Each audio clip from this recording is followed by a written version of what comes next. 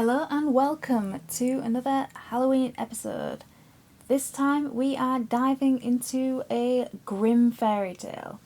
You knew at least one would come up in this playlist, and you would be right.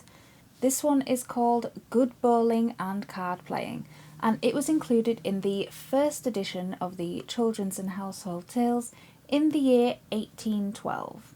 But by the time the second edition rolled round, in 1819, I think, this story was entwined with a few other ones the Grimms had found. Because if you'll remember in some of our previous videos, the first edition of the Children's and Household Tales wasn't actually meant for children, it was meant for adults. And so the stories in the first one were a lot more graphic and disturbing than they came to be in the second and further editions, when they realised that it was children that were reading this stuff and parents were getting a little weirded out by their children reading such graphic horror. So this tale does not survive into the second edition because of things that we'll come to discuss, and it transforms into another tale called The Boy That Leaves Home to Learn About Fear, which has nothing to do with this one at all. Now this tale is credited as being told to Wilhelm and Jacob Grimm by their friend Frederick Siebert from the village of Tracer near Kassel. Now this one has a trigger warning in front of it before we even start. This contains graphic descriptions of animal cruelty and animal torture in this one. And you wonder why the parents didn't like it for the children. But yeah, if you don't want to read that, or if that is a trigger warning for you, this video is not for you because it gets weird fast. So with an opening like that, how could we not just dive right in? Now this is one of the few fairy tales that actually start with once upon a time. Not all fairy tales do. So once upon a time there was a king, and he had the most beautiful daughter in all the world. Don't they always? And one day he announced that whoever could spend 3 nights in his old castle could have his daughter for their bride, with no other requirements than that. Now there was a young man from a poor family who thought to himself, why not risk my life? I've got nothing to lose and everything to gain. I mean, if I die, I die.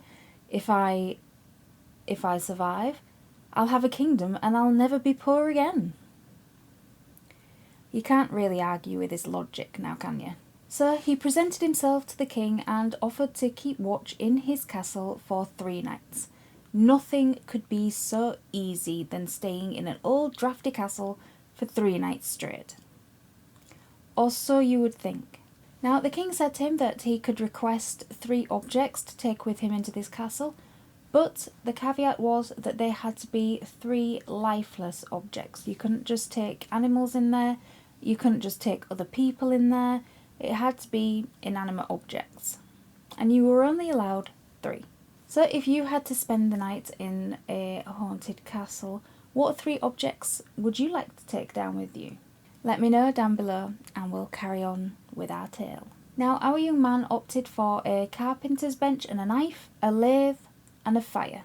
All of these things were carried into the castle for him, and when it turned dark the young man went inside and closed the door. Now at first everything was quiet. The young man built the fire, put the bench next to it and sat down at the lathe. As the time ticked close to the midnight hour, however, a distant rumbling could be heard. At first it was quiet, and then it steadily started to get louder and louder. It became more and more dreadful until at last it reached a crescendo, and then suddenly everything was quiet and still. Finally, a severed leg came down the chimney and stood before him. "Hey there," cried the young man. "Only one? Surely you can do better than that. 1 is nothing at all." The noise began once again, and another severed leg came down the chimney and stood next to the first one. Then another, and another, and another, until there were 9 severed legs, stood all in a row, still dripping blood. "That's enough now," said the young man. "I've got enough to play bowling, but I don't have any balls." There was a tremendous uproar, and 2 skulls came bouncing down the chimney and rolled to the young man's feet. The young man picked them both up and started to turn them on the lathe until they were all smooth and could be rolled in a good game of bowling and wouldn't go sideways or off on a strange angle. He just wanted to play. Then he did the same with each of the 9 legs, put them on the lathe until they were smooth and in the shape of some bowling pins, and then he declared that he would have some great fun and the night would be easy. What a mistake. Suddenly, 2 black cats appeared and were slinking around the fire, meowing and screeching that they were freezing cold. "You foolish animals," said the young man. "What are you screaming about? Come sit by the fire and warm yourselves up and shut up." When the cats had warmed themselves, they turned to the young man and they said, "Good fellow, we want to play a round of cards with you." "All right," said the young man, "but first show me your paws. You've got such long claws that I simply must give them a good clipping before we start playing, or you'll mark the cards and you'll lose."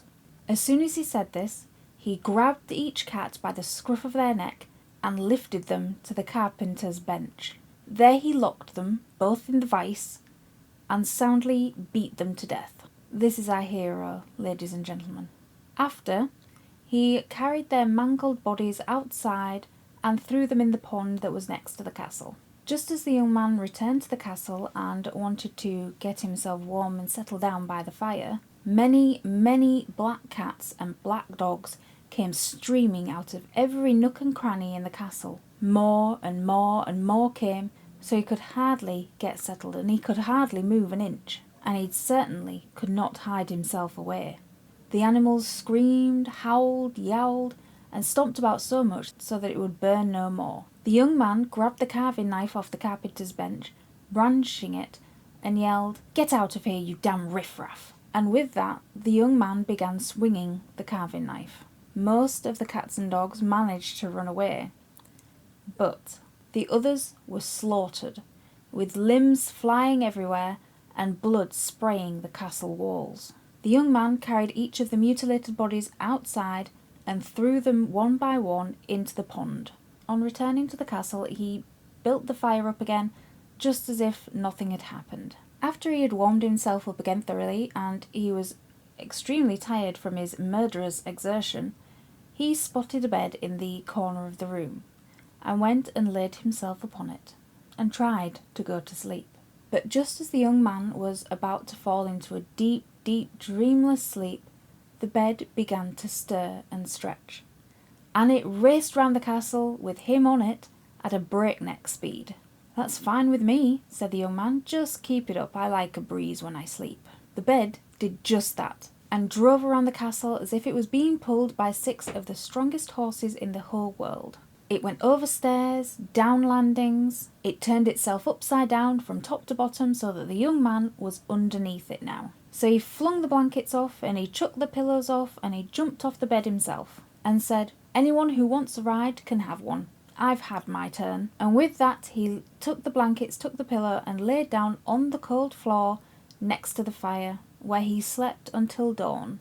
Now in the morning, when the king came to see how the young man had spent the night, and he saw him curled up next to the fire, he immediately thought that the boy was dead. And he shook his head and said it was such a shame that that was the case, but oh well, can't be helped. Next. But when the young man heard the king's voice, he awoke, and when he saw the king, he stood up and faced him. And the king asked him how things had gone the previous night, which is a bit suspicious because the king must know everything that's going on in that castle. Why would you ask people to go in it if not for just some nefarious purposes? There was probably a lot of betting involved. You know, forget the joust. Haunted castles are where it's at now. Now the young man answered him that the previous night it had gone pretty well, it had gone pretty smoothly, there was nothing really out of the ordinary. Apart from going on a murderous rampage with a load of cats and dogs, and then having a ride on a bed on his own. And the young man said that the next 2 nights would probably be the same and that he couldn't wait to wed his daughter. Now, in that, the young man was absolutely correct. The next 2 nights went exactly as the first had. But the young man already knew what to do, and there was no surprises. Everything just played out exactly as it had before. So everything really did go really smoothly. Now, on the 4th day, when the young man emerged from the castle, he was indeed rewarded with the king's daughter's hand in marriage and the kingdom to rule. Who says a little murder and some 3 nights of frantic activity can't get you what you want? But if you like this video, please let me know down below. I'm sure there will be a few comments on the nature of this video and what it includes. And give me a like, subscribe to my channel so that you get notifications for when I upload new videos. At the minute it's every day, but that will be going back down to 1 at the weekend, 1 midweek. I would love to do this as my job, but I have to go to work like everybody else and earn a wage, unfortunately. But it's always nice having you here with me, and always remember, keep your spooky selves reading.